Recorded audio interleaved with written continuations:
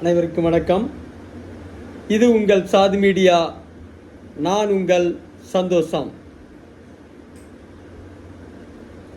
சென்னையில் அரசு மருத்துவருக்கு 7 இடங்களில் கத்தி குத்து. இன்னைக்கு ஒரு பரபரப்பான ஒரு செய்தி. அதோட தொடர் பிரச்சனையாகவும் ஆரம்பிச்சிருக்குது. என்ன பிரச்சனை? குத்துன இளைஞர் சொல்கிற காரணம் வேறு விதமாக இருக்குது. அந்த இளைஞரின் தாயாரும் அது போன்றே காரணத்தை சொல்லுகிறார். என்னதான் சொன்னாலும் கூட மருத்துவர் தாக்கப்பட்டது அபாயகரமான செயல் என்று தான் சொல்ல வேண்டும்.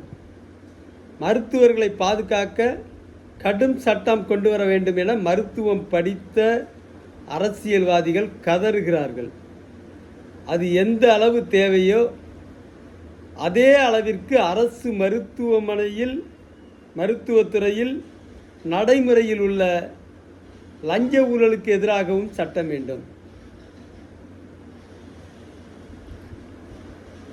இந்த சம்பவத்தின் பாதிப்பை 2 பக்கமும் கவனத்தில் கொண்டு எதிர்கால நடவடிக்கையை மேற்கொள்ள வேண்டும். படித்தவர்களால் நிரம்பியுள்ளது சுகாதாரத்துறை. அதில் பலர் பண்பற்றவர்களாக இருக்கிறார்கள். உடல்நிலை குன்றிய நிலையில் பணபலமும் இல்லாத நிலையில் தான் அரசு மருத்துவமனைக்கு வராங்க.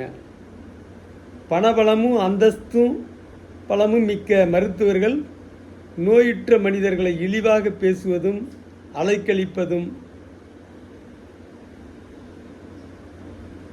கடவுளுக்கு ஆகாத மிக கொடிய செயல்.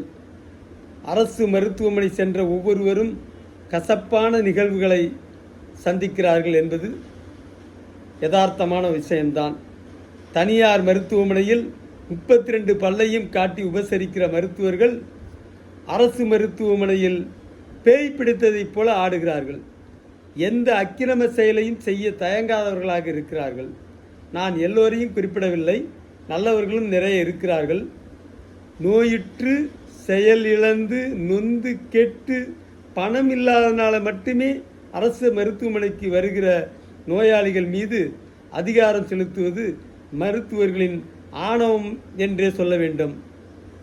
பிரச்சனைக்கு காரணமே லஞ்சம், ஊழல், ஆணவம்தான். அதை தடுக்க சட்டம் தேவை. இந்திய ஏழைகளை ஆண்டவன்தான் காப்பாற்ற வேண்டும். நன்றி, வணக்கம்.